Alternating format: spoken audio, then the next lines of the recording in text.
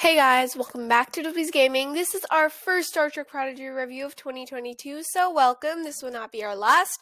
I did miss episodes 6 through 10 of reviews when they were originally coming out. So for the next couple days, I'm just gonna knock them out, as in today, episode 6 comes out, tomorrow episode 7, the day after episode 8, and so on and so forth. So this episode was called Kobayashi, and this is episode 6. So let's get started. Um, so in this episode, we get to see less of them as a group together until the end, more of them in groups. So we get to see Dal and Genghis Pog at the holodeck, and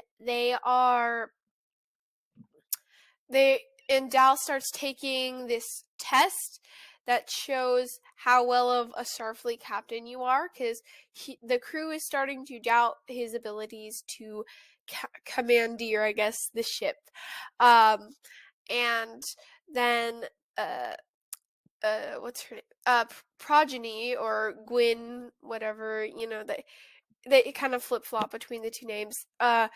She kind of goes through a journey of seeing where she belongs and getting her life in order, which makes sense because it just kind of crumbled right now.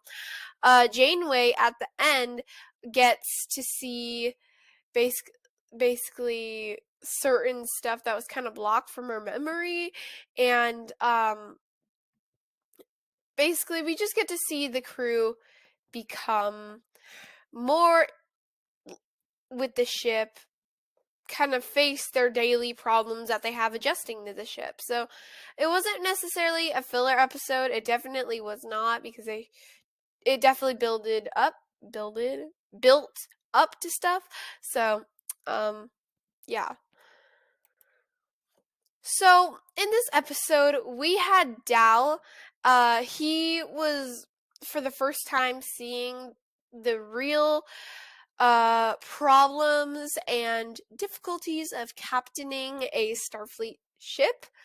And this was also his first time, like, just really seeing bad situations and how he should handle them, and how bad they could get when he doesn't handle them, and possibly that his crew is right for wanting to go to Starfleet, and opening his eyes to going to Starfleet. We get to see Janeway, as I mentioned earlier, that this apparently, there was something blocked in her mind, that she then is on a crew. Like, she's at a crew. This isn't her first crew. Gwyn and Dal and Genghis Pog and all of them are not her first crew that she has guided through space, but it was blocked from her memory. We also see that the Starfleet ship has references to Gwyn's species, but Gwyn and her father, the Diviner, are the only two left of their species, and they never ever came into contact with Starfleet. Another thing going off Gwyn and the Diviner and Gwyn, we just legit saw the Diviner make another progeny, or Gwyndala, or something, whatever he referred to her as. He just made another, basically a clone of this one, which, yeah. What I really liked about this episode was how they showed us certain ways that they were adjusting to the ship in their own complicated ways, and how they dealt with all these problems outside, like showing emotions wise. And so that was cool. And also they kind of started putting a close to Gwyn's insecurity about who she is, where she's supposed to belong, because her father left her on that planet and all that types of stuff. So, they did very well. They were not action packed. Like, the writers did very well at writing this so that it feels very action packed, but it's also very relaxed, I guess, at the same time, if that makes sense. My opinion of this episode, yay or nay, yay. Also, out of 10, I would probably say an 8 because they really took some time to develop the characters this episode, which we kind of needed, I think. Who would I recommend this to?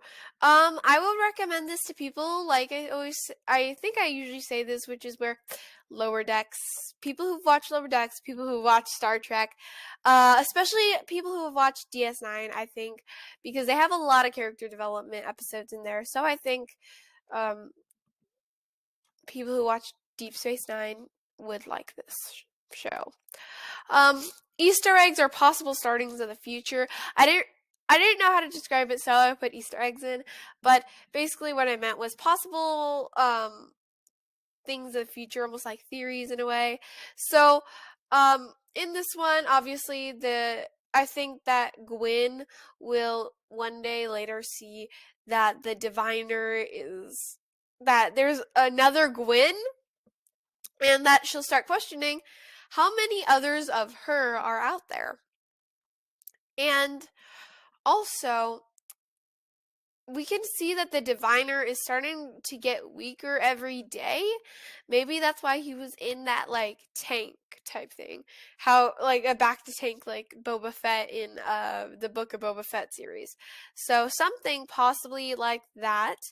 And that's possibly, I don't know, they could kill him. That's maybe how they'll kill him, or maybe that's how I think maybe Dreadnought, because he seems to be becoming more hesitant and resistant towards the diviner's orders. The prodigies, the ship prodigy, I think that they will see how much more that of the prodigy that they haven't seen since Janeway doesn't remember her past crews. She only remembers the crew that she's with right now.